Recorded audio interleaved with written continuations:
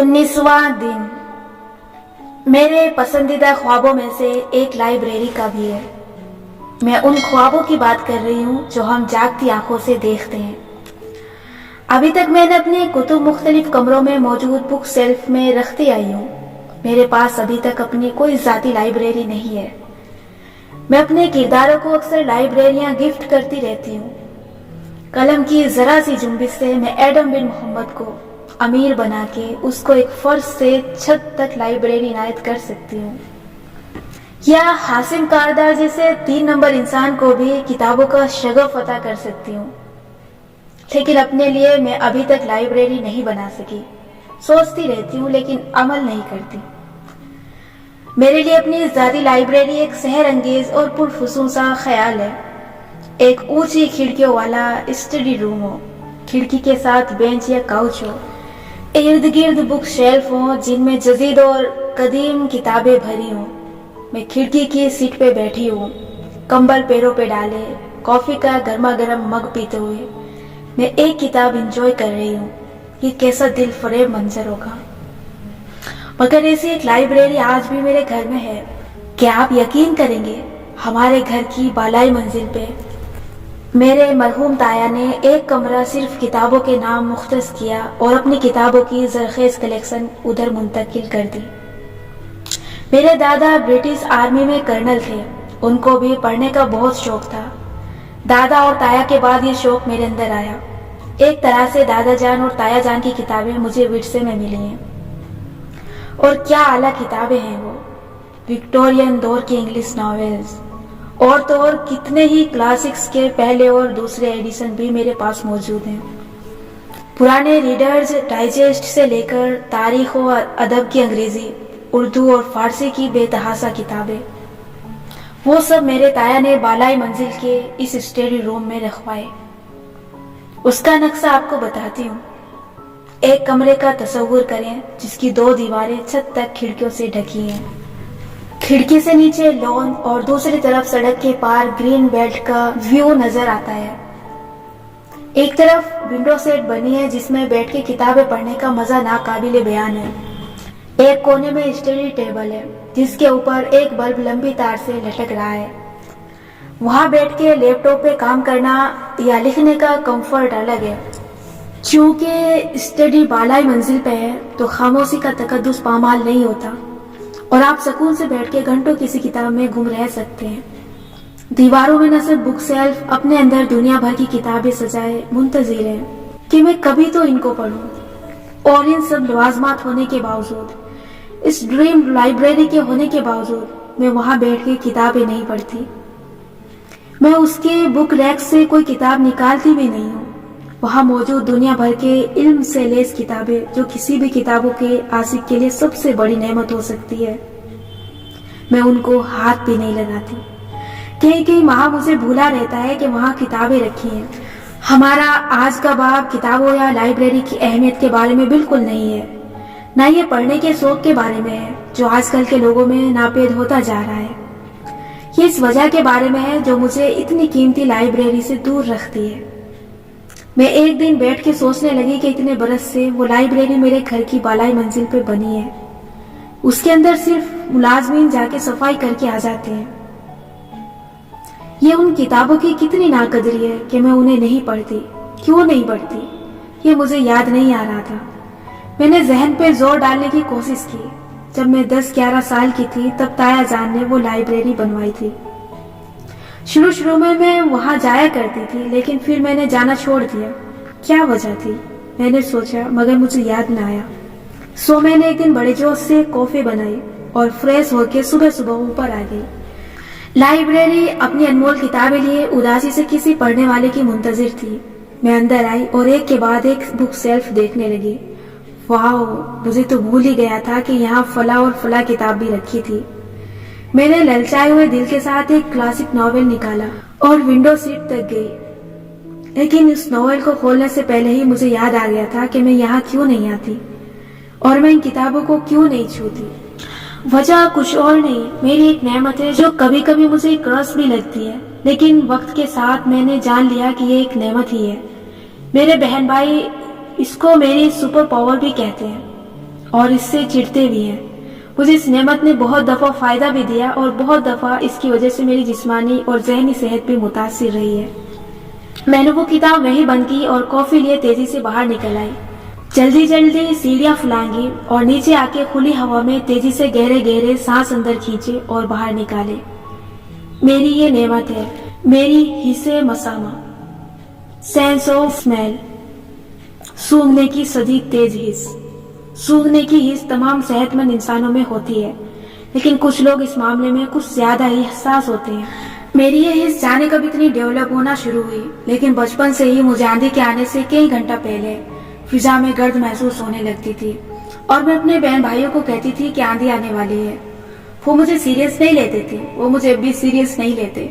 جب میں بیٹھے بیٹھے صرف کر کے کہتی ہوں کچھ جل رہا ہے، میرا چھوٹا بھائی کہتا ہے آپ مجھ سے جل رہی ہیں، لیکن عموماً کچھ جل ہی رہا ہوتا ہے۔ کھانا جلنے کی بو الگ ہوتی ہے، پگھل کے اوپر لگے پلاسٹک کے جلنے کی بو مختلف ہوتی ہے، استری کے کپڑے جلانے کی بو الگ ہوتی ہے، اور کسی انسان سے جلنے کی بو تو پھیکی مسکراہٹوں سے پہچان لی جاتی ہے۔ سوئی گیس لیک ہو، کسی جگہ کسی نے سگریٹ پیا ہو، یا کہیں تازہ پینٹ ہوئے کچھ دن گزر چکے ہوں، میں کسی جگہ داخل ہوتے ہی بتا دیتی ہوں کہ یہاں ایسا کیا ہوا تھا جس کی مہک ابھی تک فضا میں کھڑی ہے۔ کچھ چیزوں کی اسمیل مجھ سے برداشت نہیں ہوتی، وہ میری ناک کے اندر گھس کے گویا دماغ کی چولے ہلا دیتی ہیں، جیسے شو پالش کی بو۔ مجھے کبھی جوتے پالش کرنے پڑ جائے تو ناک بند کر کے کرتی ہوں، یا جیسے پرانی کتابوں کے اندر موجود مٹی کے ذروں کی بو۔ میری موجودگی میں کوئی ایئر فریشرز بھی چھڑکے تو میری ناک کو وہ بہت تیز لگتا ہے۔ بنا کسی کیمیکل کے تازہ ہوا مجھے بہترین لگتی ہے، مجھ سے مصنوعی بو برداشت نہیں ہوتی۔ کسی نے کمرے میں استری بھی کی ہو تو اس کے کپڑوں کو گرم کرتے ہوئے بننے والی اسمیل ہوا میں ٹھہر جاتی ہے۔ میں کمرے میں آؤں تو معلوم ہو جاتا ہے کہ کچھ دیر پہلے کسی نے یہاں استری کی ہے۔ میرا اسمیل کے ساتھ یہ محبت نفرت کا تعلق بہت پرانا ہے۔ میں لوگوں کے پرفیوم پہچان لیتی ہوں۔ مجھے کسی ایک کے پرفیوم سے کسی دوسرے شخص یا شہر کا خیال آ جاتا ہے۔ پرفیوم کی مہک میرے لیے نوسٹیلجیا کا کام دیتی ہے۔ میں لوگوں کو ان کی خوشبو کے ساتھ یاد رکھتی ہوں۔ اپنی زندگی کے سب سے بدترین لمحوں میں بھی مجھے یاد ہے کہ فضا میں اس وقت کس چیز کی مہک یا بدبو تھی۔ مجھے ایک مہک سونگھ کے اس سے جڑا واقعہ فوراً یاد آ جاتا ہے۔ میری بہن نے مجھے پیرس ہلٹن کا ایک بیس قیمت پرفیوم سیٹ گفٹ کیا۔ میں اس کو بہت شوق سے استعمال کرتی تھی۔ اس کی مہک بہت ہلکی اور بہت خوبصورت تھی۔ میں گھر سے باہر جاتے ہوئے پرفیوم نہیں لگاتی، کیونکہ دین میں اس بات کا خیال رکھنے کو کہا گیا ہے۔ تب لگاتی ہوں جب اپنی کار میں سفر کرنا ہو۔ ایک دفعہ میں اس پرفیوم کو لگائے کار میں ایک شہر سے دوسرے شہر جا رہی تھی۔ راستے میں میری طبیعت خراب ہوئی اور مجھے متلی ہونے لگی۔ بے شک میری طبیعت ٹھیک ہو گئی اور مجھے کوئی وغیرہ نہیں آئی، لیکن میں واپس آ کے دوبارہ کبھی اس پرفیوم کو استعمال نہیں کر سکی۔ ایک دفعہ اسے دوبارہ چھڑکا تو وہی واقعہ یاد آیا اور مجھے متلی ہونے لگی۔ مجھے ڈائیو بس کے اندر جاتے ہی اس کی مخصوص مہک سے متلی ہوتی ہے۔ مجھے ڈائیو کے لنچ باکس کو کھولتے ہی متلی ہوتی ہے، اور اسی طرح یہ مہک کا مسئلہ بہت سی چیزوں پہ میری طبیعت خراب کر دیتا ہے۔ میں کیا کروں، یہ میری نعمت بھی ہے اور یہ مجھے شدید مشکل میں بھی ڈال دیتی ہے۔ اسی طرح میں اپنے تایا کی لائبریری میں نہیں بیٹھ سکتی، کیونکہ وہاں کتابوں میں مٹی کی بو ہوتی ہے۔ پرانی کتابوں کو جتنا صاف کر لو ان کے اندر کی مٹی نہیں جاتی۔ میں اس بو کو برداشت نہیں کر سکتی اور اسی لیے ان کتابوں سے محروم ہوں۔ مجھے خوشبوئیں پسند بھی ہیں۔ میں خوشبو کے سورس کو تصور کر لیتی ہوں۔ بعض خوشبو کی شکل گلاب کی طرح ہوتی ہے، بعض لگتا ہے کسی نیلے پانی سے نکلی ہیں، بعض خوشبوئیں صرف سونگھنے پہ ہی سیاہ لگتی ہیں۔ ایسے ہی بعض جگہوں کی اپنی خوشبو ہوتی ہے۔ میرے ماموں کا لاہور میں ایک پرانا گھر تھا، اس کی خوشبو کا رنگ گہرا نیلا تھا۔ اسلام آباد شہر کی ایک مخصوص خوشبو ہے جس کا رنگ سبز مائل نیلا ہے۔ میں اپنے میٹ اینڈ گریٹ ایونٹس کے لیے جس ہوٹل میں جاتی تھی اس کی خوشبو کا رنگ سرخ گلابی تھا۔ لیکن میں آپ کو اپنے حصے مسامہ کا قصہ کیوں سنا رہی ہوں؟ کیونکہ میری اس حص نے جہاں مجھے چند قیمتی کتابوں سے محروم رکھا، وہاں اس نے مجھے ایک چیز سکھائی، اور وہی چیز میں آپ کو آج سکھانا چاہتی ہوں۔ بہت سی اسمیلز مجھے پسند ہیں، بہت سی ناپسند ہیں۔ کسی کو سونگھ کے خوشگوار یادیں یاد آتی ہیں، کسی کو سونگھ کے طبیعت مقدر ہونے لگتی ہے، لیکن اتنے برسوں میں ایک چیز نہیں بدلی۔ ایک اسمیل ایسی ہے جو میں دور سے سونگھ لیتی ہوں، جو مجھے شدید ناگوار گزرتی ہے۔ جس کے ساتھ میں ایک پل نہیں گزار سکتی کیونکہ مجھے گھٹن ہونے لگتی ہے، اور وہ ہے کسی انسان سے آتی پرانے پسینے کی بدبو۔ کسی مال میں چلتے ہوئے بعض خالی جگہوں سے میں تیزی سے گزرتی ہوں، حالانکہ وہ خالی قطعے ہوتے ہیں، لیکن میں سونگھ سکتی ہوں کہ ابھی کوئی میلا کچیلا پسینے کی بدبو والا انسان وہاں سے گزرا تھا۔ شاید آپ کو میرا یوں کہنا اچھا نہ لگے، آپ کہیں کہ خیر ہے، پسینہ تو سب کو آتا ہے، لیکن یہ صرف میں نہیں ہوں، ہر انسان جس کی حصے مسامہ اچھی ہے اس کو یہ بو ناگوار گزرتی ہے۔ پسینہ سب کو آتا ہے، لیکن پہلا پسینہ کبھی بدبو پیدا نہیں کرتا۔ جب وہ پسینہ خشک ہو جاتا ہے اور انسان نہاتا نہیں ہے، اس جگہ کو دھوتا نہیں ہے، اور بالخصوص اپنے بغلوں کے نیچے کے بال اکھاڑ کے صاف نہیں کرتا، تو وہ پسینہ وہیں لگا رہ جاتا ہے، وہ کپڑوں کے اس حصے پہ بھی لگ جاتا ہے جو بغلوں کو چھوتا ہے۔ اگر انسان کو اس کے بعد دوبارہ پسینہ آئے تو پہلا پسینہ اسمیل پیدا کرتا ہے، اور یوں ایک صاف انسان میلا کچیلا انسان بن جاتا ہے۔ مجھے میری حصے مسامہ نے ہمیشہ سے ہی صفائی ستھرائی کے بارے میں بہت کانشیس کر دیا تھا۔ 10 ایج سے نکل کے تو میں OCD کی حد تک صفائی رکھنے لگی تھی، کسی کو مجھ سے اسمیل نہ آئے، یہ میرا سب سے بڑا خوف ہے۔ مجھے ہر وقت صاف ستھرا رہنا چاہیے، کیونکہ کسی سے آتی بری اسمیل سونگھ لینا ایک بہت بڑی اذیت ہوتی ہے۔ میں یہ دعویٰ نہیں کرتی کہ میں بہت صاف ستھری ہوں، ہم سب پہ برے دن آتے ہیں جب ہمارا منہ دھونے کا بھی دل نہیں کرتا، لیکن ہر گزرتے سال کے ساتھ میں نے خود کو صفائی ستھرائی کے زیادہ قریب کیا ہے۔ اسمیل ہم سب سے آتی ہے، صاف انسان وہ ہوتا ہے جو اسمیل کے بارے میں کانشیس ہو اور اس کو زیادہ دیر تک ٹھہرنے نہ دے، فوراً نہائے اور ڈیوڈرنٹ لگائے، اور ہفتے کے ہفتے اپنے غیر ضروری بال اکھاڑے۔ حدیث میں بغلوں کے بالوں کو اکھاڑنے کا حکم ہے، یہ انبیاء کی سنت ہے۔ بہت سے لوگ ان بالوں کو کترتے ہیں یا ویٹ جیسی کریموں سے صاف کرتے ہیں، لیکن اکھاڑتے نہیں ہیں، یہ غلط ہے۔ انبیاء سے زیادہ صاف ستھرا اور پاکیزہ کوئی نہیں تھا، اگر وہ ان کو اکھاڑتے تھے تو آپ کو بھی اکھاڑنا چاہیے۔ ان بالوں کو کاٹنا کافی نہیں، کاٹنا ایسا ہے جیسے پودے کو اوپر سے کاٹ دیا جائے، لیکن اس کی گندی جڑ کو نہ اکھاڑا جائے۔ پسینہ اور گندگی جڑ میں اکٹھی ہوتی ہے، مگر آپ اوپر سے اسے صاف کیے جا رہے ہیں۔ آپ کو چاہیے کہ ان بالوں کو ان کی جڑ سے نکالیں، ویکسنگ یا ایپیلیٹر کے ذریعے، تاکہ اندر سے آپ کے بال کی زمین صاف ہو اور پسینہ کم سے کم بو پیدا کرے۔ اور غسل کے بعد رول آن یا ڈیوڈرنٹ لازمی استعمال کریں تاکہ 24 گھنٹے تک پسینہ جمع ہو نہ اس کی بدبو آئے۔ یہ ایک بنیادی صفائی ہے جو ہر انسان کو رکھنی چاہیے، جو یہ نہیں رکھتا وہ گندا انسان سمجھا اور جانا جاتا ہے۔ لوگ منہ پہ نہیں کہتے، لیکن دل میں لوگ یہی سوچتے ہیں، خود سے بو آئے یا نہ آئے، لیکن دوسرے کی بو بہت جلد محسوس ہو جاتی ہے۔ اپنی ذاتی صفائی رکھنا ایک ہائی ویلیو انسان کے لیے کیوں ضروری ہے؟ کیونکہ ذاتی صفائی سیلف کیئر کا پہلا اسٹیپ ہے، اور سیلف کیئر وہ اسٹیپ ہے جس کے بغیر کوئی انسان خود سے محبت کا دعویٰ نہیں کر سکتا۔ سیلف کیئر کہتے ہیں اپنا خیال رکھنے کو۔ اپنا خیال رکھنے کی اولین صورت خود کو صاف رکھنا ہے۔ بچپن سے پڑھتے آتے ہیں کہ صفائی نصف ایمان ہے، جمعے کے جمعے ہفتہ وار صفائی لازمی کی جائے، وغیرہ وغیرہ، لیکن ہم سیلف کیئر کیوں کرتے ہیں؟ میری کہانی اور فلسفے کو یہیں روک کے واپس اپنے اصل کی طرف جاتے ہیں۔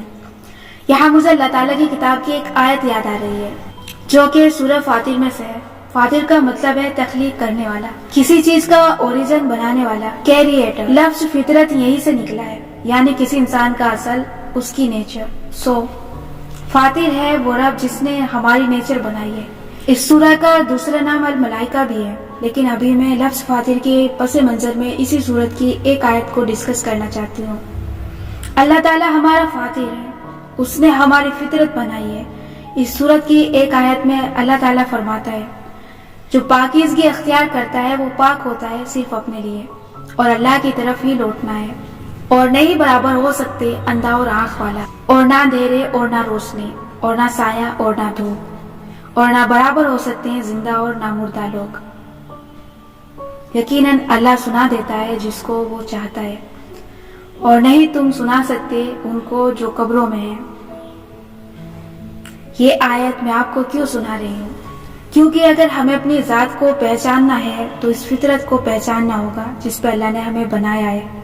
اللہ تعالیٰ نے انسان کو ایسے بنایا ہے کہ اسے اپنی ذات کو بہتر بنانے کے لیے ہر وقت محنت کرتے رہنا ہوگی، ورنہ دنیا کی آلائی سے اس کو چمٹنے لگیں گے، بار بار خود سے ان کو صاف کرنا ہوگا۔ جب انسان اپنے آپ کو گندگی سے پاک کرتا ہے تو وہ صرف اپنی ذات کے لیے کرتا ہے.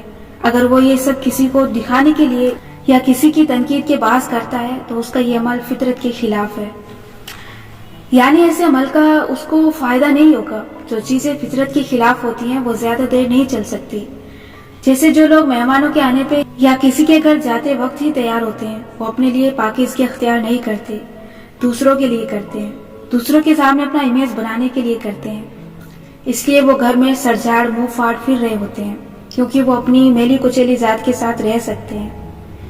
جو لوگ اپنے لیے صاف رہتے ہیں ان کی صفائی مختلف ہوتی ہے. ان سے جیسے ہی اسمیل آنے لگتی ہے ان کو احساس ہو جاتا ہے اور وہ غسل کر لیتے ہیں، کیونکہ اگر وہ اپنا خیال نہ رکھیں تو وہ اچھا محسوس نہیں کرتے. یہ وہ لفظ تھا جس کی طرف میں آ رہی تھی. اپنا خیال رکھنا آپ کو اچھا محسوس کرواتا ہے. صاف ستھرے رہنا بڑی اچھی فیلنگ ہوتی ہے. یہ آپ کا موڈ بھی بحال کر دیتی ہے. ایک زمانے میں سمجھا کرتی تھی کہ سیلف کیئر اپنے ہولیے کو ٹھیک رکھنے کا نام ہے. آپ صاف ستھرے ہیں، کپڑے استری شدہ ہیں، بال بنے ہوئے ہیں، ناخن دانت وغیرہ صاف ہیں اور اوورآل آپ کا حلیہ نفاست کا ثبوت دیتا ہے تو آپ کو سیلف کیئر میں پورے 100 نمبر مل گئے. جب کوئی آپ سے بدبو نہیں سونگھ سکتا تو آپ اپنا خیال رکھنے والے ہیں. Very good. لیکن کیا انسان دوسرے انسان کی صرف بدبو سونگھ لیتے ہیں؟ نہیں. اسے نہیں معلوم آپ کی اس وقت کیا عمر ہے. ہو سکتا ہے آپ کو دنیا کا بہت تجربہ ہو سکتا ہے آپ کم عمر ہو اور ابھی آپ نے کھل کے دنیا نہ دیکھی ہو. لیکن جب آپ دنیا والوں میں چلتے پھرتے ہیں، یعنی جاب وغیرہ کرتے ہیں یا شادی کے بعد سسرال والوں کے ساتھ نئے تعلق میں بڑھتے ہیں، تب آپ پریکٹیکل لائف میں داخل ہوتے ہیں. یہ زندگی مختلف ہوتی ہے. یہ گھر یا یونیورسٹی کی زندگی جیسی نہیں ہوتی. یہاں آپ کو بہت کم دوست ملتے ہیں. اکثر لوگ 2 چہرے والے ہوتے ہیں مگر اپنے دونوں چہروں سے وہ سونگھ سکتے ہیں. اور یہ صرف جسم کی بدبو نہیں ہے جس کو وہ سونگھ سکتے ہیں. لوگ اور بھی بہت کچھ سونگھ لیتے ہیں. وہ سونگتے ہیں شخصیت کی کمزوریاں، وہ سونگتے ہیں آپ کی ذات کے وہ کمزور پہلو جن کو وہ استعمال کر سکیں. وہ سونگتے ہیں آپ کی مجبوریاں، وہ سونگتے ہیں آپ کی عادتیں. اور جہاں لوگوں کو لگتا ہے کہ اس شخص میں ایک ایسی خامی ہے جس کے باعث میں اس سے جو چاہے کروا سکتا ہوں، وہاں وہ آپ کی اس خامی کو ہاتھ میں لے کے آپ سے اپنے مطلب نکلوائیں گے. بہت اچھی نیچر کا ہونا بھی ایک خامی بن جاتا ہے کیونکہ آپ کو کسی کو نہ کہنا نہیں آتا. سو آپ لوگوں کو خوش کرنے کے چکر میں ان کے ہاتھوں استعمال ہوتے جاتے ہیں. کتنے ہی لوگوں سے آپ یہ سنتے ہیں کہ لوگ مجھے ایکسپلائٹ کرتے ہیں، لوگ مجھے استعمال کر کے نکل جاتے ہیں، میری تحقیر کرتے ہیں. اس میں قصور کس کا ہے؟ ظالم اور مظلوم دونوں کا. کیونکہ اگر وہ ظالم تھا تو آپ نے خود پہ ظلم کیوں ہونے دیا؟ جو لوگ اپنی ذات کا خیال نہیں رکھتے وہ دوسروں کو خود پہ ظلم کرنے کی اجازت دے دیتے ہیں. میں نے زندگی میں دیکھا ہے، ہمیں جہاں بھی دھوکے ملے ہیں یا کسی نے ہمارے ساتھ زیادتی کی ہے، بالخصوص ورک پلیس پہ، یہ تب ہوتا ہے جب آپ اپنا اصول اس شخص کے لیے توڑتے ہیں اور اپنی حدود سیٹ نہیں کرتے. کیوں نہیں کرتے؟ کیونکہ ہم میں سے اکثر لوگ بنیادی طور پہ پیپل پلیزر ہوتے ہیں. ہمیں لوگوں کو خوش کرنے کا اتنا شوق ہوتا ہے کہ ہم ان کو ڈھیل دیتے جاتے ہیں. کوئی ہماری حد کراس کرتا ہے تو ہم اپنی حدود کی لکیر کو مزید پیچھے کر لیتے ہیں. ہم لوگوں کو فیورز پہ فیورز دیتے ہیں اور جب وہ ہم سے فائدہ اٹھا کے چلتے بنتے ہیں تو ہم آدھی زندگی انہی کو الزام دینے میں لگا دیتے ہیں. ایک میچور اور ہائی ویلیو انسان دوسروں کو الزام دینے والا نہیں بلکہ اپنی غلطیوں کی ذمہ داری لینے والا ہوتا ہے. جیسے اگر کوئی شخص میلا کچیلا ہے، اس سے بدبو آ رہی ہے اور آپ اس سے پوچھیں کہ وہ ایسا کیوں ہے اور وہ کہے کہ مجھے آفس میں فلاں نے اتنا کام دے دیا کہ مجھے 4 دن سے نہانے کا ہوش نہیں ہے، تو آپ کیا کہیں گے؟ ایمان سے بتائیں، آپ کس کو غلطی پہ سمجھیں گے؟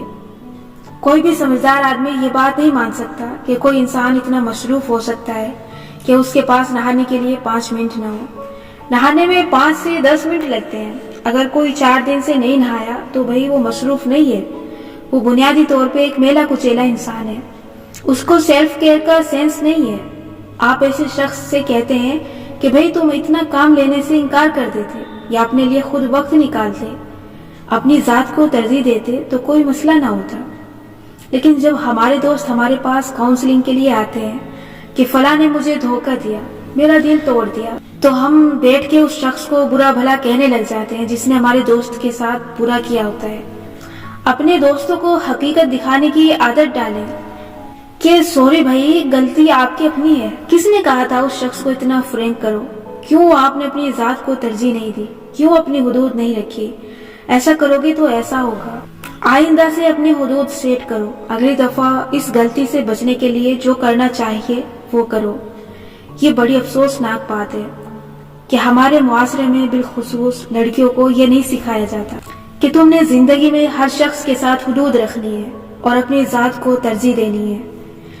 لڑکیوں کی شادی ہوتی ہے تو مائیں کہتی ہیں، بلکہ مائیں کیا، ڈائجسٹ کے ناولز بھی کہتے ہیں کہ بھئی اچھا کرو گے تو اچھا ہوگا، سب کے ساتھ اچھے رہو، چند دن سب ظلم کریں گے، پھر آہستہ آہستہ آپ کے ستی ساوتری بننے پہ سب کا رویہ آپ سے بدل جائے گا۔ ہم سب، مجھ سمیت، ہم سب انہی نظریات پہ بڑے کیے گئے ہیں، لیکن ایسا نہیں ہوتا۔ جب پہلی دفعہ کسی کے آپ پہ ظلم کرنے پہ، آپ پہ ہاتھ اٹھانے یا آپ سے اونچی آواز سے بات کرنے پہ آپ اس کو نہیں ٹوکتے، اپنے حدود سیٹ نہیں کرتے کہ آپ دوبارہ مجھ سے ایسے بات نہیں کریں گے، تو لوگ کبھی آپ کے ساتھ رویہ نہیں بدلیں گے۔ یہ سب تب ہی ممکن ہے جب آپ سیلف کیئر کرنا جانتے ہو۔ سیلف کیئر کیا ہوتی ہے؟ اپنا خیال رکھنا، اور اس کے 2 اصول ہیں۔ ان 2 اصولوں پہ میری یہ پوری کتاب کھڑی ہے، اور انہی 2 اصولوں کو اگر آپ یاد کر لیں تو آپ ایک ہائی ویلیو انسان بن سکتے ہیں۔ پہلا اصول ہے خود کو سب سے اوپر رکھنا، اور دوسرا اصول ہے حدود حدود حدود۔ خود کو سب سے اوپر رکھنا کیا ہوتا ہے؟ خود کو ترجیح کیسے دی جاتی ہے؟ آپ کہیں گے یہ تو خود غرضی ہے۔ نہیں، خود غرضی کہتے ہیں کوئی اچھی چیز دیکھنا اور اس پہ حق نہ ہوتے ہوئے بھی اس کو جھپٹ لینا۔ خود غرضی کسی اور کا حق ہوتے ہوئے سب کچھ خود لینے کا نام ہے۔ خود کو ترجیح دینا یہ نہیں ہے۔ خود کو ترجیح دینے کا مطلب ہے کہ اپنی ذات کے لیے درست فیصلہ لینا، اپنا حق مانگنا اور اس کے لیے لڑنا، اپنا خیال رکھنا، کیونکہ آپ کا کسی دوسرے کا خیال رکھنا تبھی ممکن ہے جب آپ خود ٹھیک ہوں گے۔ اپنی ذات کو نقصان دہ چیز سے روک کے فائدہ مند چیز اس لیے دلانا کیونکہ آپ کی ذات کا آپ پہ حق ہے۔ آپ نے خود کو تندرست رکھنا ہے۔ اپنے سارے کام چھوڑ کے نہانے کے لیے اٹھنا اپنی ذات کے لیے ایک بہترین فیصلہ ہے۔ جہاز میں جب کوئی مسئلہ ہو اور آکسیجن کم ہو جائے تو اوپر سے آکسیجن ماسک گرتے ہیں۔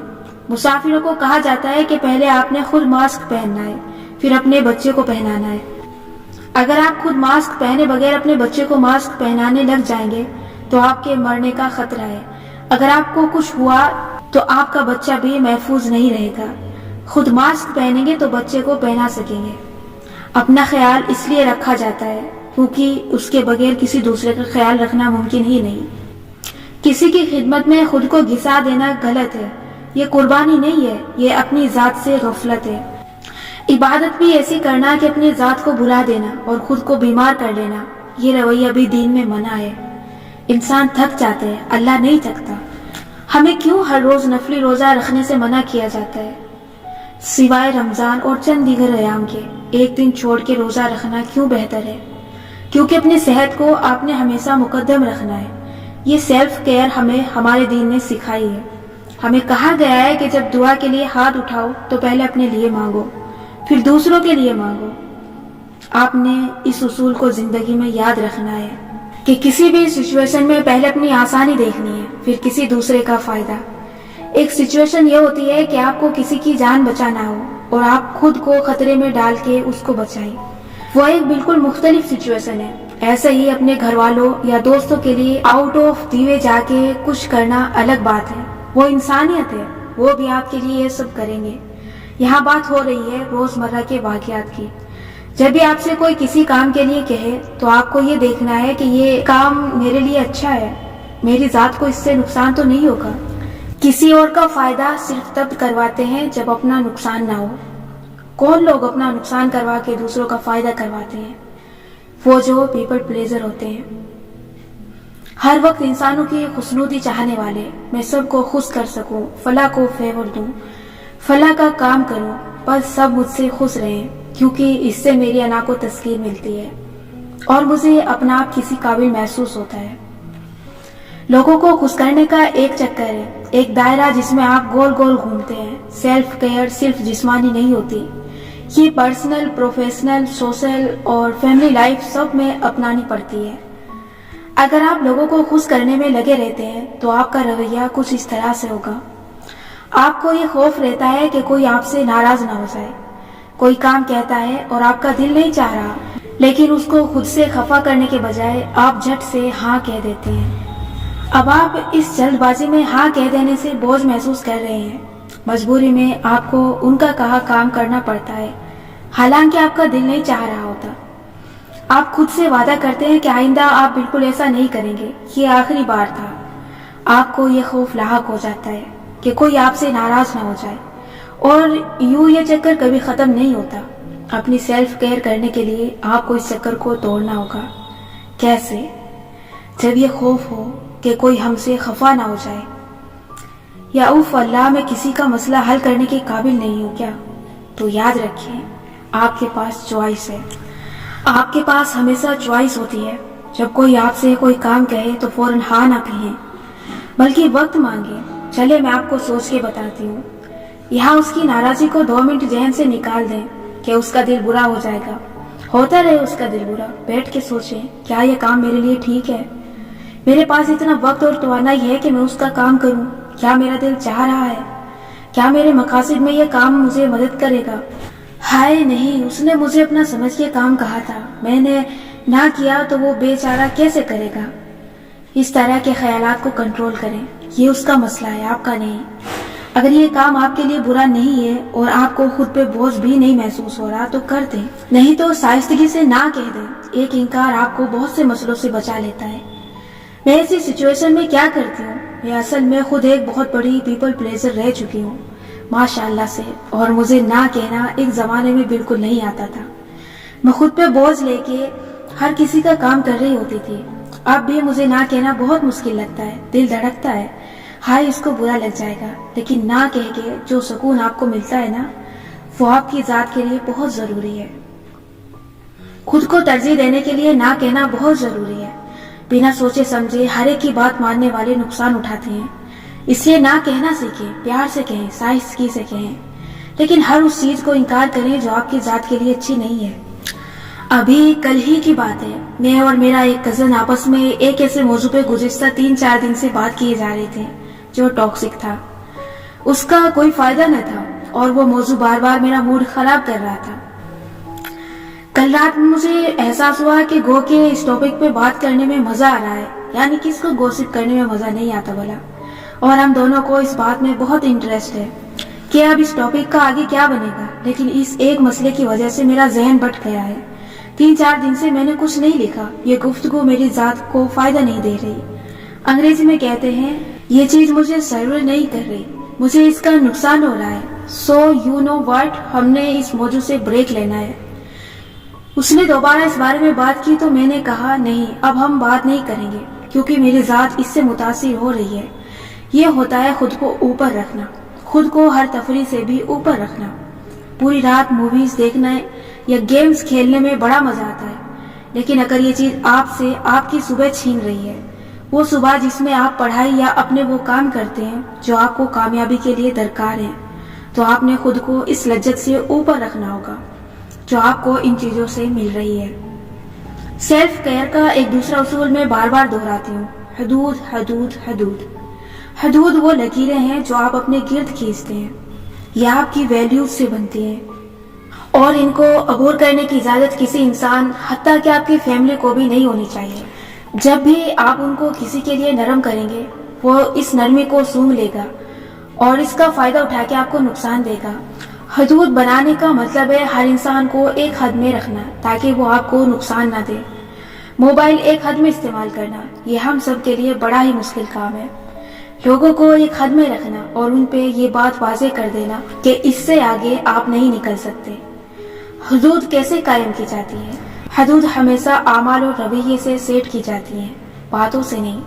لیکن ایک دفعہ ان کو اپنے الفاظ سے باور کروایا جاتا ہے۔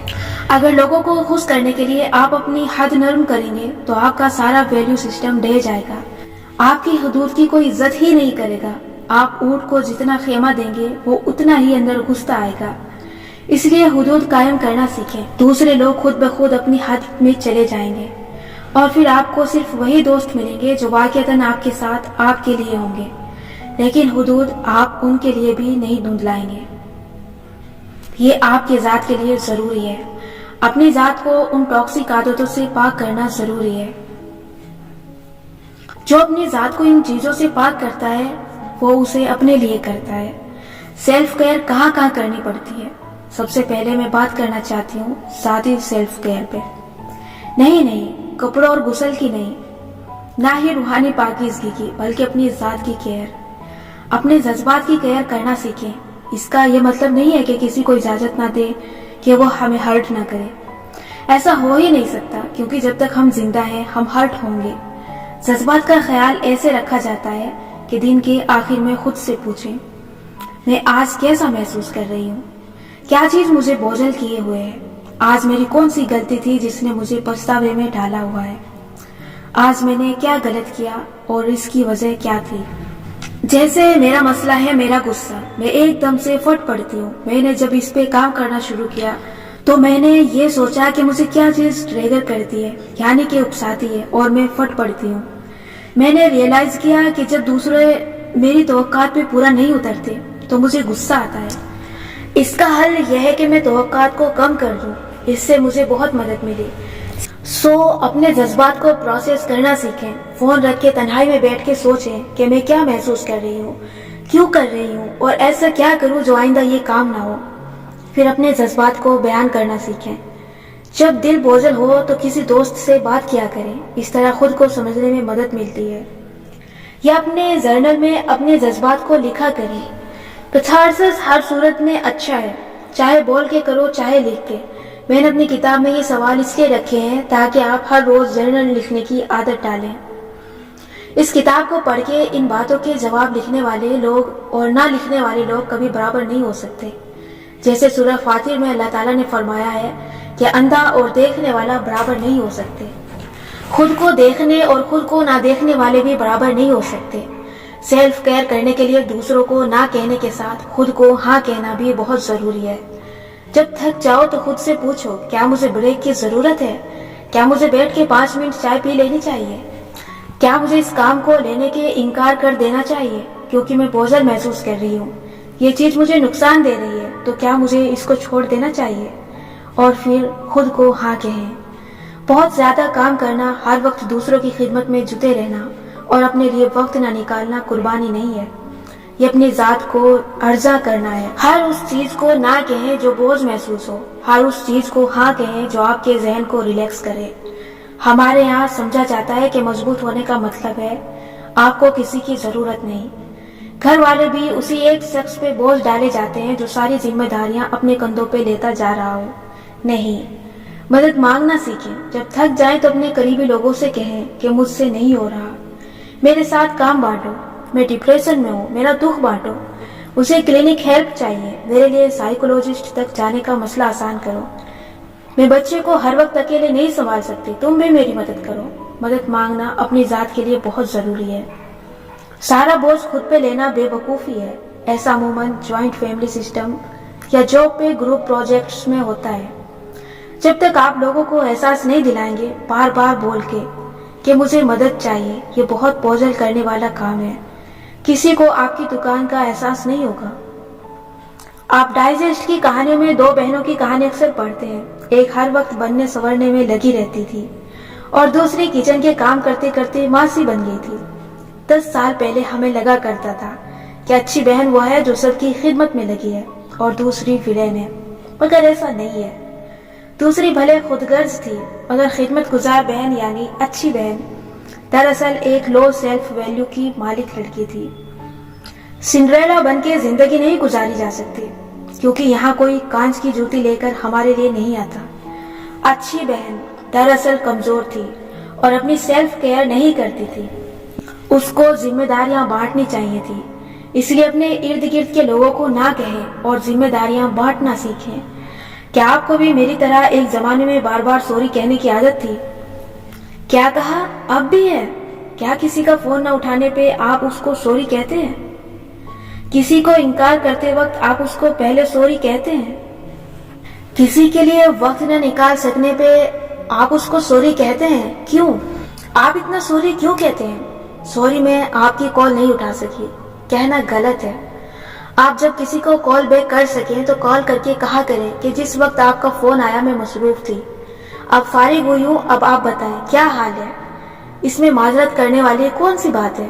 کسی کا فون نہ اٹھانا آپ کی مرضی ہے، جرم نہیں ہے۔ کوئی آپ کو کام کہے اور آپ کہیں سو سوری، میں یہ نہیں کر سکتی، یہ غلط ہے۔ اس کے بجائے یہ کہنا سیکھیں، میں یہ نہیں کر سکتی کیونکہ مجھے یہ اور یہ مسئلہ ہے۔ سوری، میں کل آپ کے ساتھ یہ کام نہیں کروا سکوں گی، اس کی جگہ نہیں، کل میں مصروف ہوں، کل نہیں کروا سکوں گی، یہ کہنا سیکھیں۔ مجھے میرے ایک ٹیچر نے ایک سنہرے اصول سمجھایا تھا کہ ورک پلیس پہ یا پروفیشنل معاملات میں جب تک آپ روڈ یعنی بدتمیز نہ ہوں، آپ کو سوری نہیں کہنا ہوتا۔ آپ کسی اپائنٹمنٹ پہ نہیں پہنچ سکتے تو وقت پہ بتا دیں اور کہہ دیں کہ میں خود کو اس کام سے ایکسکیوز کر رہی ہوں۔ ہر بات پہ سوری کہنا اچھا نہیں ہوتا۔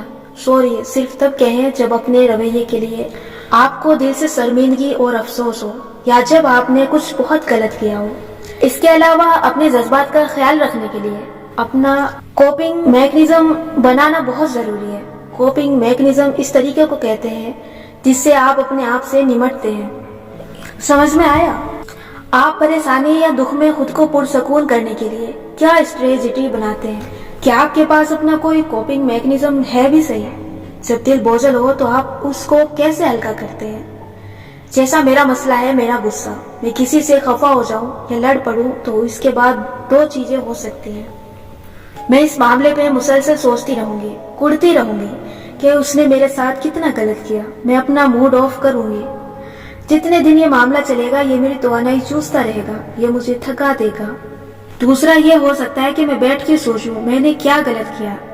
اگر میں نے غلط نہیں کیا اور میرے ساتھ غلط ہوا ہے تو میں کسی اور سے بات کر کے اپنے جذبات کو پروسیس کر کے اس کا حل نکال لیتی ہوں۔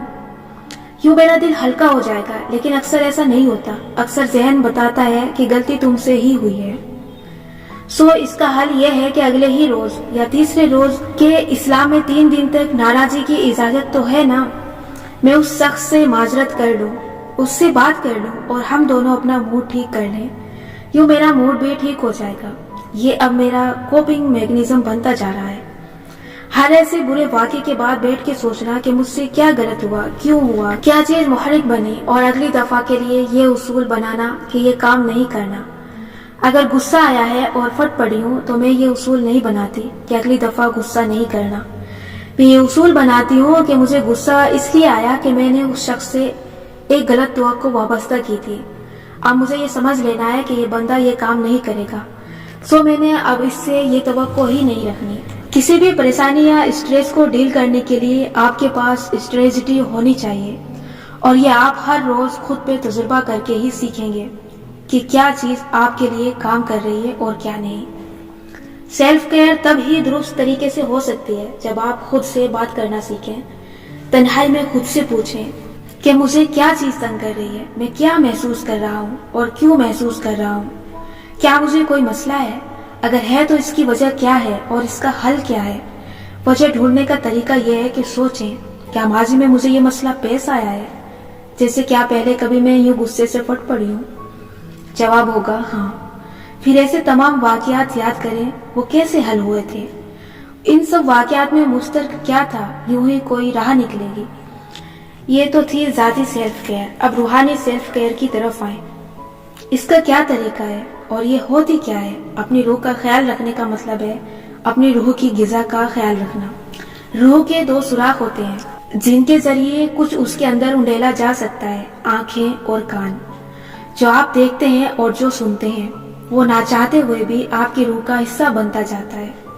آپ یہ نہیں کہہ سکتے کہ میں اگر کچھ غلط دیکھ رہا ہوں تو میں اس پہ عمل نہیں کروں گا، کیونکہ مجھے اچھے برے کا فرق معلوم ہے، میری نیت درست ہے۔ کبھی نہ کبھی آپ اس پہ عمل کر بیٹھیں گے۔ اگر آپ ایسے لوگوں کی کمپنی میں ہیں جو ہر وقت گوسپ کرتے ہیں، یعنی دوسرے انسانوں کی خامیوں کی باتیں کرتے ہیں، یا آپ نے سوشل میڈیا پہ ایسے پیج لائک کیے ہوئے ہیں جو ہر وقت چٹپٹی خبریں، بری زبان یا منفی پروپگنڈے پھیلا رہے ہیں، تو یہ باتیں آپ کے اندر انڈیلی جا رہی ہیں۔ ان کو نہ دیکھا کریں، ان کو نہ سنا کریں، اپنی ٹائم لائن یا فیڈ میں مثبت باتیں بھریں، مادیت پسند لوگوں کو لائک نہ کریں، سیلف ہیلپ یا اچھے اقوال والے پیجز لائک کریں، ایکسرسائز یا صحت افزا ٹپس والے پیج جوائن کریں، تاکہ جب آپ موبائل کھولیں تو آپ کے سامنے کچھ مثبت ہو، کیونکہ وہ آپ کی روح کے اندر جا رہا ہے۔ ایک اور چیز جو روح کا خیال رکھنے کے لیے ضروری ہے، وہ ہے اپنے عقائد کا خیال رکھنا اور ان کے لیے آواز اٹھانا۔ اب یہاں پہ سوڈو لبرل کہیں گے کہ بھئی ہر بات میں نہیں بولنا چاہیے، کوئی کچھ کہتا ہے تو اس کو کہنے دو، نہیں، ہرگز نہیں۔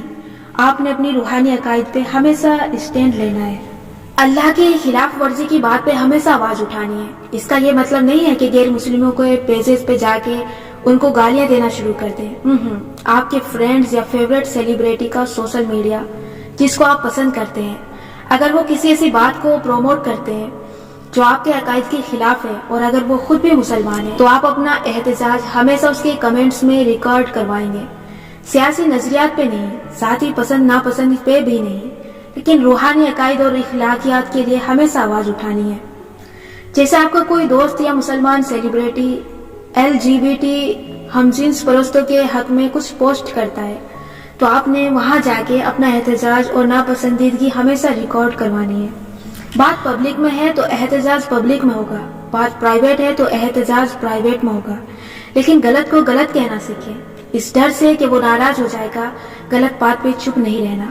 اگر آپ خاموش رہ کے نظر انداز کریں گے تو آپ اپنی حدود کو نرم کر رہے ہیں، آپ اپنا ویلیو سسٹم توڑ رہے ہیں۔ یہ چیز آپ کی روح کو آہستہ آہستہ کھا جائے گی، آپ کی خاموشی اس چیز کو روح میں جذب کروا دے گی، غلط چیز آپ کے لیے نارمل بن جائے گی۔ صحت کی سیلف کیئر میں بھی آپ کو خود کو ہر سیل سے اوپر رکھنا ہے۔ جنک فوڈ کو نہ کہنی ہے اور ان کھانوں کو ہاں کہنی ہے جو آپ کو توانائی اور صحت دونوں دیں، لیکن آپ کو موٹاپے سے بچائیں۔ ذیابیطس بہت سے کیسز میں موٹاپے کے باعث ہوتا ہے۔ اگر آپ ابھی 20 یا 30 کی دہائی میں ہیں تو کھانے پینے میں احتیاط شروع کر دیں۔ ایک دفعہ جب انسان کو شوگر کے مسئلے لاحق ہو جائیں اور اس کو کنٹرول نہ کیا جائے تو جتنی دیر خون میں شوگر بڑھ رہی ہوگی آپ کے اعضاء متاثر ہوتے رہیں گے۔ لوگوں کی ٹانگیں کٹ جاتی ہیں، بازو کٹ جاتے ہیں، بینائی چلی جاتی ہے، ذہن پہ اثر پڑنے لگتا ہے۔ کیونکہ کھانے پینے میں احتیاط نہیں کی، اعتدال میں رہ کے میٹھا نہیں کھایا، وزن نہیں گھٹایا۔ یہ چیز آگے جا کے آپ کے اعضاء کھانے لگ جائے گی۔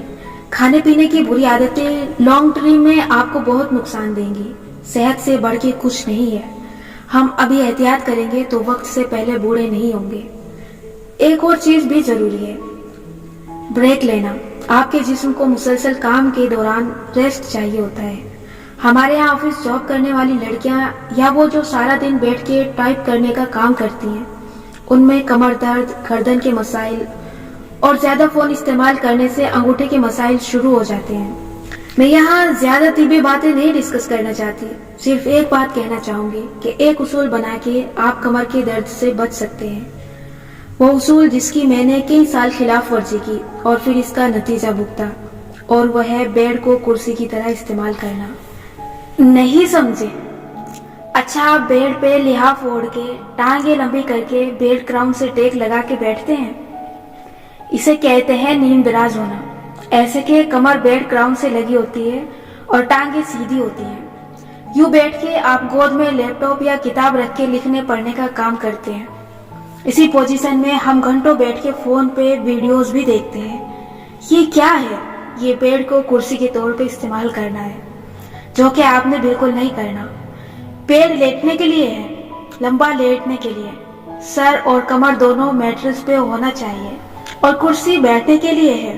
ابھی آپ کو احساس نہیں ہوگا، لیکن آہستہ آہستہ جب کمر کے موہرے خراب ہونے لگیں گے اور جوانی میں بڑھاپے والی دردیں شروع ہوگی اور آپ چیک اپ کے لیے جائیں گے تو ڈاکٹر بتائے گا کہ آپ تو جی بیٹھتے ہی غلط تھے۔ اس وقت آپ کہیں گے کہ کاش کئی برس پہلے یہ بات کسی نے بتائی ہوتی، اسی لیے میں بتا رہی ہوں۔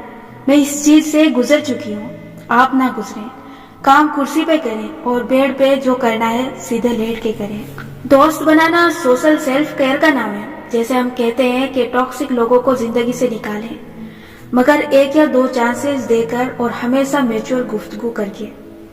वैसे ही हम ये भी कहते हैं कि मुसब्बित लोगों को जिंदगी में दाखिल करें। दोस्त किस्मत से मिलते हैं, ये बनाए नहीं जाते। आपकी फ्रीक्वेंसी किसी से मिल जाती है और आप एक दूसरे के साथ कंफर्टेबल हो जाते हैं। ये आपकी समाजी सेल्फ केयर है। अपने आप को बेहतर महसूस करवाने के लिए आप अपने इर्द गिर्द दोस्तों का एक सपोर्ट सिस्टम बनाते हैं, ताकि मुश्किल या स्ट्रेस में उनसे शेयर करके अपने आप को सहारा दे सकें। दोस्तों में भी हुदूद की जरूरत होती है। हर दोस्त आपकी जिंदगी के हर पहलू के लिए नहीं होता। एक दोस्त है जो जॉब पे बनता है, उसको अपनी जाती जिंदगी के दायरे में न घुसाएं। एक दोस्त है जो दीन का दोस्त है, उसके साथ अपने प्रोफेशनल ख्वाब शेयर करना और तवक्को करना कि वो आपका जोश शेयर करेगा, बेवकूफ़ी है ये। काम के दोस्तों के साथ काम डिस्कस किया जाता है, साथी दोस्तों के साथ साथ। घर दोस्त वो चाबियां होते हैं जो आपकी जात के मुख्तलिफ ताले खोलते हैं। किसी एक चाबी को आप अपने हर ताले में घुसाएंगे तो वो कहीं ना कहीं फंस के टूट जाएगी। एक दोस्त को अपने हर पहलू से बोझल ना करें। मेरी एक दोस्त है जिससे मैं रोज बात करती हूँ, हम साथ काम भी करते हैं और करीबन हर वक्त एक दूसरे से जुड़े रहते हैं, लेकिन हम में से दोनों को ये नहीं मालूम कि दूसरे के घर में क्या हो रहा है, क्योंकि हम काम के दोस्त हैं। सो दोस्तों से वो शेयर करें जो आप दोनों के दरमियान मुश्तरक है। सोशल मीडिया पे सेल्फ केयर कैसे की जाती है? एक सादा सा हल है। मेरा छोटा भाई मुझे एक दफा किसी सोशल मीडिया सेलिब्रिटी के बारे में बताते हुए कह रहा था कि फला बहुत अच्छा रोस्टर है। मैंने पूछा वो क्या होता है? वो बोला कि वो आदमी दूसरों के काम को रोस्ट करता है, यानी उन पे कॉमेडी वीडियोस बनाता है, जोक्स करता है। मैंने कहा देखो बच्चे, ये कोई अच्छी बात नहीं है। क्या इस बंदे का अपना कोई टैलेंट नहीं है और इसकी शोहरत का जरिया किसी दूसरे के काम पे तनकीद करना है? मेरा भाई क्योंकि जनरेशन जी से ताल्लुक रखता है, इसलिए उसको अपनी जनरेशन की तरह लगता है कि उसे बड़ों से ज्यादा मालूम है। तो वो मुझे कहने लगा कि आपको नहीं पता, आजकल रोस्टर्स बड़े इन होते हैं। मैंने कहा देखो, कुछ असूल सारे जमाने के लिए एक है। मनफी काम आपको वक्ती शोहरत देता है, इज्जत नहीं। वो सर हिला के उठ गया, उसे मेरी बात पसंद नहीं आई थी। करीबन 1 साल बाद वो मुझे बताने लगा कि उस रोस्टर को लोग बहुत गालियां दे रहे हैं क्योंकि वो कुछ ज्यादा ही मनफी था। मैंने कहा मैं तुम्हें यही बात कहती थी कि मनफीपन आपको दुनिया में कहीं नहीं लेकर जाता। मैंने उससे पूछा कि अब जबकि वो बंदा लोगों का फेवरेट नहीं रहा तो तुम उसको क्यों देखते हो? उसने कहा कि वो टाइमलाइन पे नजर आ जाता है तो मैं उसे देख लेता हूँ। सो यहाँ मैं आपको सोशल मीडिया सेल्फ केयर का एक अहम उसूल बताने जा रही हूँ। हम में से कोई फौलाद का बना नहीं है कि किसी मनफी बात का असर नहीं लेगा। हम सब कमजोर इंसान हैं, गारे के बने हैं। चिकने गारे पे कोई भी चीज अपना निशान आसानी से मुरतब कर देती है। इसलिए मनफी चीजों को ना देखा करें। आज बैठ के अपने फेसबुक, ट्विटर, इंस्टाग्राम वगैरह के वो सब अकाउंट्स देखें जो आपने फॉलो कर रखे हैं। उनमें से कौन मनफी है, कौन मुसब्बित, कौन आइडियाज पे बात करता है और कौन इंसानों की बुराई करता है, इसका जायजा लें और मनफी लोगों को वहां से निकालें। फिर सिर्फ मुसब्बित अकाउंट से अपनी टाइमलाइन भरें। जैसे मनफी चीजें रूह के अंदर उतरती हैं, ऐसे ही मुसब्बित चीजें कतरा कतरा करके दिल पे टपकती रहती हैं। सोशल मीडिया पे अपना ख्याल रखने का दूसरा तरीका कभी ना खत्म होने वाली स्क्रोलिंग से बचना है। हमारा अंगूठा बिना सोचे समझे स्क्रीन नीचे करता जाता है और हम हर अच्छी बुरी चीज अंदर उतारते जाते हैं। इसीलिए रात को सोने से पहले सर भारी महसूस होता है। ये बात अक्सर कही जाती है कि सोशल मीडिया पे दूसरों की परफेक्ट लाइफ देख के उनसे अपना मुकाबला ना करें वगैरह वगैरह। अब तक हम सब ये बात जान गए हैं कि लोग इतने परफेक्ट नहीं होते जितने वो खुद को सोशल मीडिया पे जाहिर करते हैं। इसके बावजूद कुछ लोग वहाँ इतने रश्क आमेज नजर आ रहे होते हैं कि दिल को कुछ होता है। ऐसे वक्त में अल्लाह ताला की वो आयत याद किया करें जिसमें अल्लाह ने फरमाया है कि ना देखो उसको जो हमने अता किया है दूसरे जोड़ों को। प्रैक्टिकल जिंदगी में सेल्फ केयर कैसे किया जाए? अपना हाथ कंट्रोल करके, चादर देख के, पैर फैला के। चाहे ऑनलाइन शॉपिंग हो या किसी दुकान पे जाके कुछ खरीदना हो, हम लोग बिना सोचे समझे चीजें इकट्ठी करने के आदी हो गए हैं। जो 1000 रुपए की चीज अफोर्ड कर सकता है वो इतने ही गैर जरूरी चीज ले लेता है। जो 10,000 झोंकना अफोर्ड कर सकता है वो पूरे का पूरा 10,000 झोंक के आता है।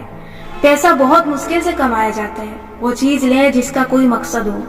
इंसान अपनी दौलत 2 चीजों पे खर्च करता है जो उसको नसीब होती है, बाकी तो सब वारिसों का होता है। एक है खाना और एक है पहनना।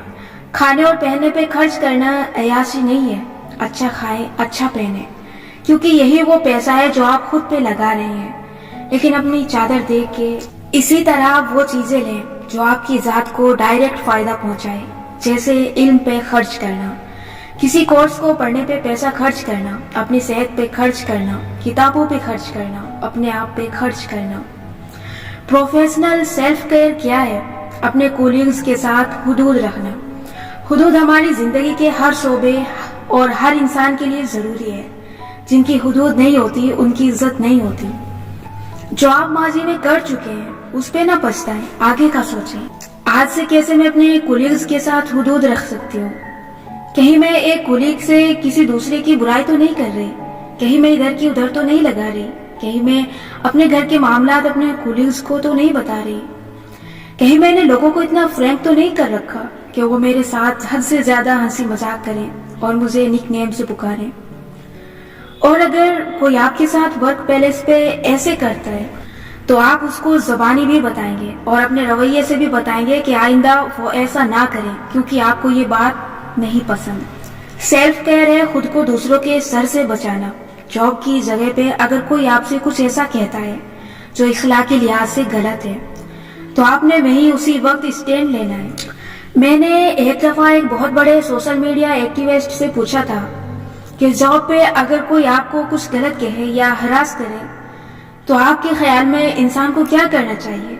उसने काफी देर सोचा और फिर वो कहने लगा कि इस मसले का एक ही हल है, वही उसी वक्त रोला डाल लो, शोर मचाओ, हंगामा करो। जरूरी नहीं है कि आप लोगों को इकट्ठा करके हंगामा करें। जो तंग कर रहा है उसके सामने हंगामा करें, उसको टोकें, उसको वाज़े अल्फाज में मना करें। ये बदतमीजी नहीं है, ये अपनी जात का ख्याल रखना है। खुद से मोहब्बत करो, सबसे पहले खुद से मोहब्बत करो और तुम देखोगे कि हर चीज अपनी तरतीब खुद बना लेगी। खुद को बहुत ज्यादा कुर्बान ना करो, क्योंकि बहुत ज्यादा कुर्बानियां देने से तुम्हारे पास नहीं बचेगा मजीद कुछ देने के लिए। तुम्हारा असल इम्तिहान परफेक्ट होना नहीं है, खुद को अपनी जात से मुकम्मल करना है। खुद से मोहब्बत करना एक आर्ट है और जो तन्हा रहना सीख सकता है वही इसका राज जान सकता है। क्योंकि जब हम तन्हाई को कबूल करते हैं तभी हम दूसरों के साथ मोहब्बत से रह सकते हैं और उनको एक फरार के तौर पे इस्तेमाल नहीं करते, क्योंकि सबसे अहम रिश्ता जो तुमने बनाना है वो अपने साथ बनाना है। आज के सवालात। नंबर 1, क्या आप 8 घंटे की नींद रोजाना लेते हैं? अगर नहीं तो वो कौन सी चीजें हैं जो आपकी नींद को खराब किए हुए हैं? नंबर 2, क्या आप हर रोज का आधा घंटा किसी ऐसे काम के लिए निकालते हैं जो आपको अंदर से खुशी देता है? सोशल मीडिया या ड्रामे देखना इसमें शामिल नहीं है। नंबर 3, क्या आप अपने रोज के कामों की फहरिस्त को बहुत बोझिल करने के बजाय उसको अहम काम सबसे पहले के लिहाज से करते हैं? नंबर 4, क्या आपके पास एक से ज्यादा ऐसे दोस्त जिनसे आप उस वक्त बात कर सकें जब आप शदीद परेशान और जहनी दबाव में हो? नंबर 5, जब आप किसी काम या बात पे खुद को बोझल महसूस करते हैं तो चुपचाप सह लेने के बजाय अपने महसूसात दूसरों तक पहुंचाने की कोशिश करते हैं? नंबर 6, क्या आप पे कोई आपकी इस्ताअत से बढ़ के जिम्मेदारी डाल दे तो क्या आप उस काम का कुछ हिस्सा लेने से ये कह के माजरत कर सकते हैं कि आप ये नहीं कर सकेंगे? नंबर 7, क्या आप जरूरत से ज्यादा सॉरी कहते हैं? नंबर 8, क्या आप लोगों को मायूस या नाराज करने के खौफ से अपने ऊपर कामों का बोझ लेते जाते हैं? नंबर 9, आप अपने आराम को पहले देखते हैं या दूसरों के आराम को? अगर आप अपने आराम को तरजीह नहीं देते तो क्यों? क्या आप उसको खुदगर्जी समझते हैं? नंबर 10, क्या किसी तवील काम के दौरान आप सुस्ताने के लिए छोटी छोटी ब्रेक्स लेते हैं? अगर नहीं तो क्यों नहीं? नंबर 11, गुज़िश्ता एक हफ्ते को जहन में लाके सोचें جتنے مسئلوں پہ آپ پریشان ہوئے یا سر کھپاتے رہے ہیں، ان میں سے کتنے مسئلے دوسروں کے مسئلے تھے اور کتنے مسئلوں کا تعلق سیدھا سیدھا آپ کی ذات سے تھا۔ تفصیل سے وہ مسئلے اور ان کا تجزیہ تحریر کریں۔